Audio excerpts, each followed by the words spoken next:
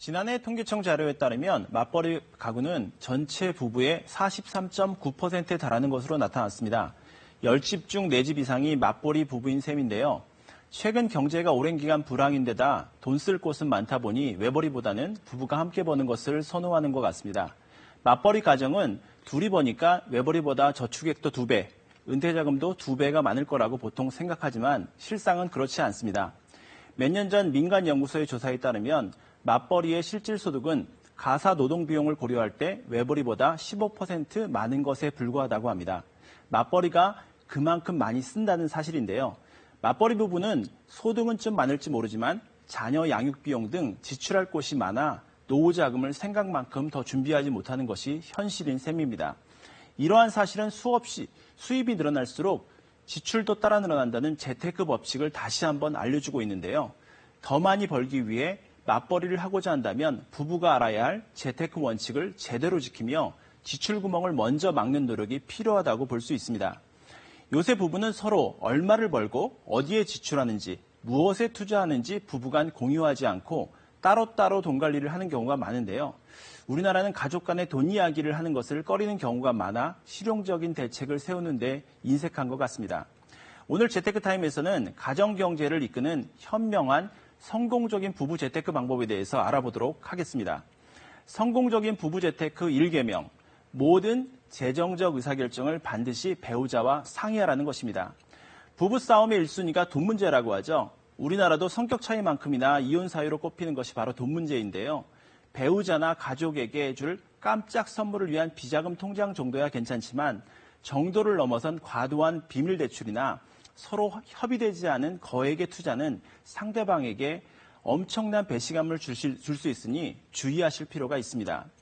배우자와 상의하지 않고 과도한 대출을 받아 주식이나 부동산에 투자하다가 투자가 뜻대로 안 돼서 반토막 주식, 깡통주택이 돼서 가정해체의 도화선이 되는 경우를 주변에서 어렵지 않게 찾아볼 수 있는데요.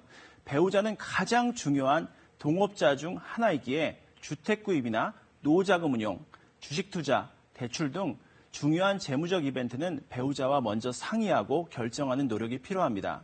부부가 함께 재정적인 의사결정을 하면 즉흥적이고 충동적인 결정을 미연에 방지할 수 있고 때로 결과가 잘못됐을 때 함께 결정했기 때문에 돈 문제로 가정이 시끄러워지는 사태를 막을 수 있으니 지금부터 중요한 재무적 의사결정은 배우자와 상의한 후에 결정하면 좋을 것 같습니다.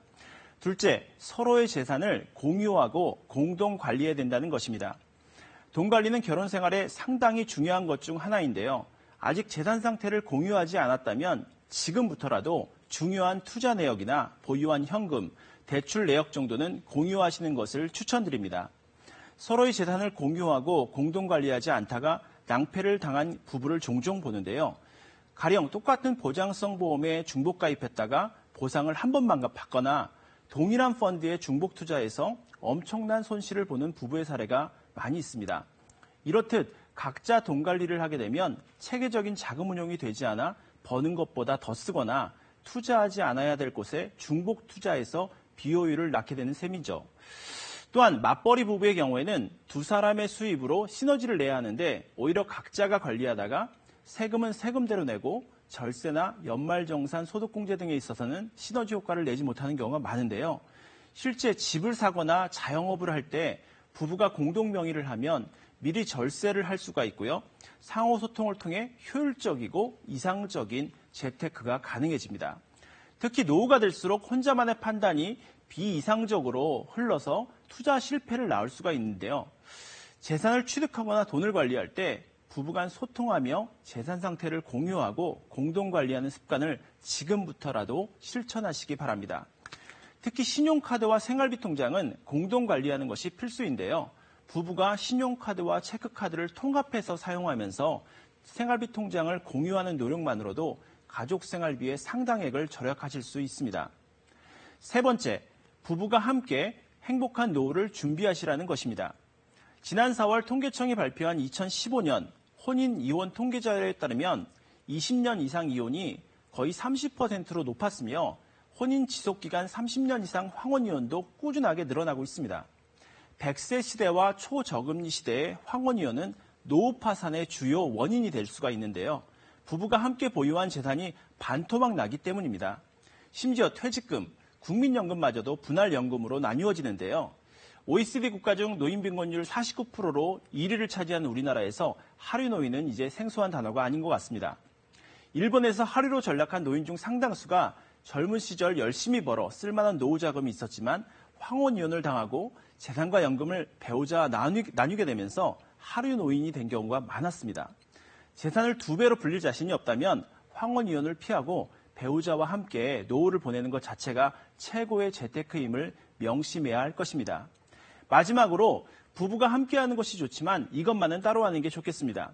40, 50대는 배우자가 국민연금을 가입하고 있지 않다면 반드시 임의 가입으로 부부 모두 국민연금을 준비하시고 집이 있다면 부부 모두 죽을 때까지 연금을 주는 주택연금을 한번 고려해 보시기 바랍니다. 2가지 연금만 잘 활용해도 부부 노후 재테크의 기본은 만들 수가 있으니까요. 주요 재무적 의사일정을 부부가 서로 상의하고 재산과 월급 통장을 공동으로 관리하며 부부가 함께 노후 준비를 잘 하셔서 100세 시대를 대비하시기 바랍니다. 지금까지 재테크타임이었습니다.